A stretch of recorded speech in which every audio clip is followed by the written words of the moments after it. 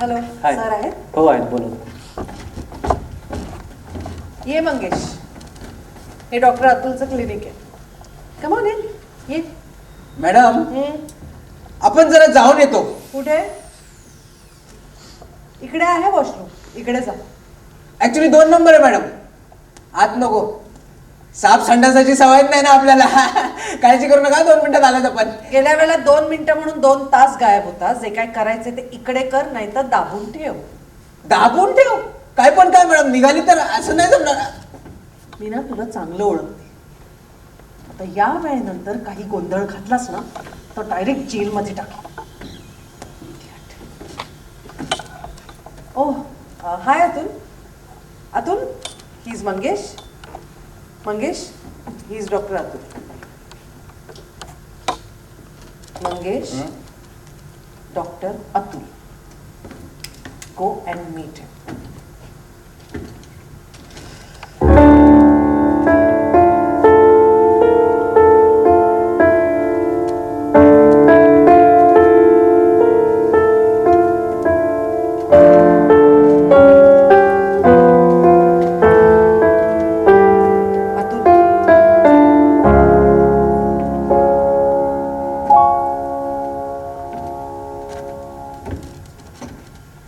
पोराशी जरा दमानी.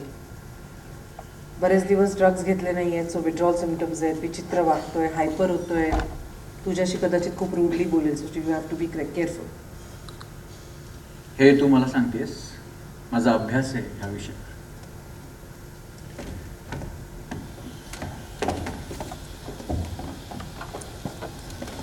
चला सुरू कर. Radhika, you can go. Excuse me, you can go Radhika. मी बाहेर आहे.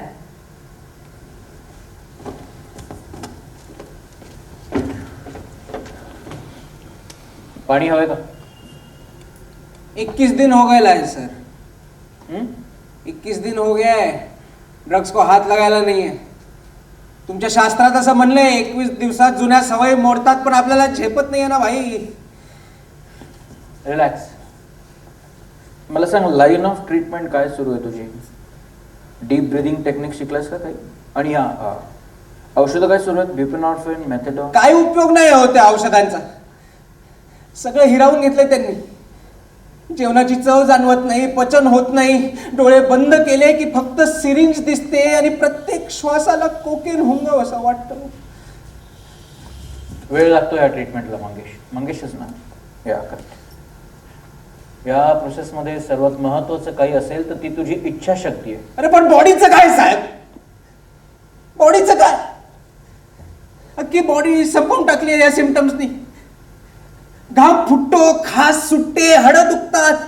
थोडस थकल्यासारखं झालं म्हणून बसलो तर डेंजर विचार येतात सर. कसले? नेगेटिव्ह विचार.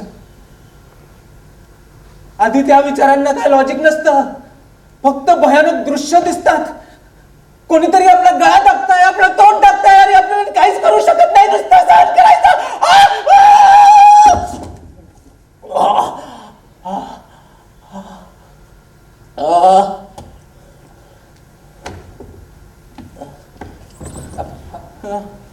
बस. पाणी हवंय? नाही. मंगेश, याला हॅल्युसिनेशन्स म्हणतात. I am sure your aware of it. पहिले 3-4 महिने ह्याचा खूप त्रास होतो. यातनं बाहेर पडायचा एकच मार्ग आहे, सरेंडर करणे. कुणाला? To the higher power. कोणी देव म्हणतं, कोणी निसर्ग म्हणतं. आपल्या शरीराबाहेरची एक कॉस्मिक शक्ती असते. ते होईल सगळं. बिफोर आय फॉरगेट, तुझं ॲडिक्शन कधी सुरू झालं आणि कसं? 14 वर्षांचा होतो सर आपण. 14 years. Yes sir. बापाची रबर फॅक्टरी घरातच होती. रबरचा वास सहन व्हायचा नाही आणि घराची एक खोली पुरायची पण नाही, म्हणून मग आम्ही सगळी पोरं गल्लीच्या नाक्यावर भेटायचो. तिथेच एकदा नितीन सिरिंज घेऊन आला. मनाला झोपेचं औषध आहे. हे चरस, गांजा, अफीम हे सगळं नॉर्मल होतं, पण सिरिंज काहीतरी वेगळा प्रकार होता. आपण आधी नाही म्हणालो, पण सगळेच ट्राय करतायत म्हणून आपण पण घेतली सिरिंज हातात, शोधली नस आणि लावला एक शॉट.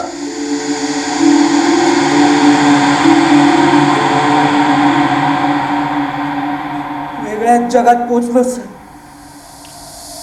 अपार शांतता, एकाग्रता, सगळे त्रास गायब. समोरचा नाला अथांग समुद्राप्रमाणे वाटू लागला. जळत्या रबरचा वास दुबई के परफ्यूम माफिक लगने लगा. सगळं विसरून स्वतःच्या सहवासात मग्न होण्याचा अनुभव पुन्हा पुन्हा उपभोगण्यासारखा होता. त्या दिवसापासून सकाळ होते ती सिरिंजच्या शोधात आणि झोप लागते ती हेरोईनच्या नशेत. सगळं ट्राय करून बघितलंय सर, पण नाही जमत ते सोडणं. लाईक आय टोल्ड यू, वेळ लागतो. But there is light at the end of the tunnel. मी अशा बऱ्याच जणांना ओळखतो जे ह्याच्यातनं संपूर्ण बरे झाले. In fact India's recovery rate is 75%. अपन नक्कीच त्या 25% आहोत सर, जिनका कभी कुछ नहीं होने वाला. न खाने पीने की खुशी, न चैन से सोने का सुख, सगळं सुन्न भकास झालंय.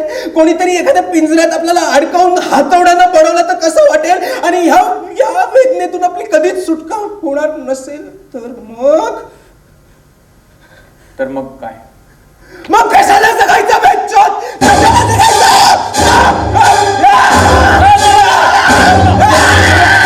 वेडेपणा करू नको. स्टे माय फ्रेंड.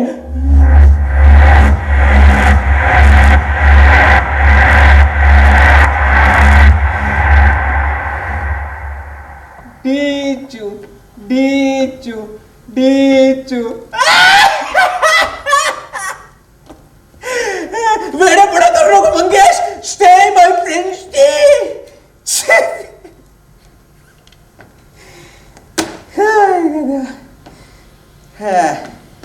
काय धंदा घातला रे तू डॉक्टर? उगाच पीडित त्रस्त पेशंटना फालतूची फिलॉसॉफी ऐकवायची, खोटं आश्वासन द्यायचं, मोठं बिल फाडायचं आणि स्वतःचे खिसे भरायचे. ड्रग थेरपिस्ट म्हणे. अबे तुझ्यापेक्षा जास्त चांगला धंदा तर आपला आहे. सीधा हिसाब, ड्रग्स बेचो और जो पैसा मिलेगा उससे ड्रग्स खरीदो. फालतूचं आश्वासन नाही, कुठला आव नाही.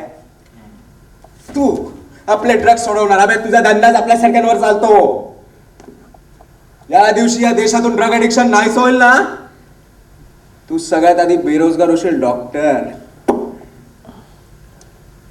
लक्षात ठेव, आपण ड्रग्स सुरू केले आपल्या मर्जीनं, सोडणार पण आपल्या मर्जीनं. कोणी थेरपिस्ट आपल्याला सांगणार नाही काय करायचं काय नाही. ते बहुत हार्ड आहे, आपण सांगून ठेवतोय. Surrender to a higher power. Mangesh, कोण आहे बे? Shut up. Out. I said out. आसमान में ट्यों लाख तारे ट्यों कौन जाइए तारे जमीन पर. हे असं चालू आहे गेला महिनाभर. कधी काय बोलेल्याचा नेम नाही. I don't know what to do this boy. You are right Radhika. He does sound familiar. आणि बादल तो खरं बोलतो. कशाबद्दल? सगळ्याच बाबतीत. त्याच्या विड्रॉल सिम्पटम्स बद्दल, त्याच्या सुसाईड अटेम्प्ट्स बद्दल. या अगोदर सुद्धा त्यांनी स्वतःचा जीव घ्यायचा प्रयत्न केला. त्याच्या हातावर मार्क्स आहे. व्हॉट? पण तो स्वतःला जितका चांगला ऍक्टर समजतो ना, तेवढा तो नाही. तरी डीप सीटेड ट्रॉमा आहे ह्या मुलाचा. बेकार हिस्ट्री आहे ज्यापासून पळण्याचा तो डेस्परेट प्रयत्न करतोय. हे ड्रग ॲडिक्शन, विड्रॉल सिम्पटम्स हे सगळे त्याचेच बाय प्रॉडक्ट्स आहेत. Nice nice nice.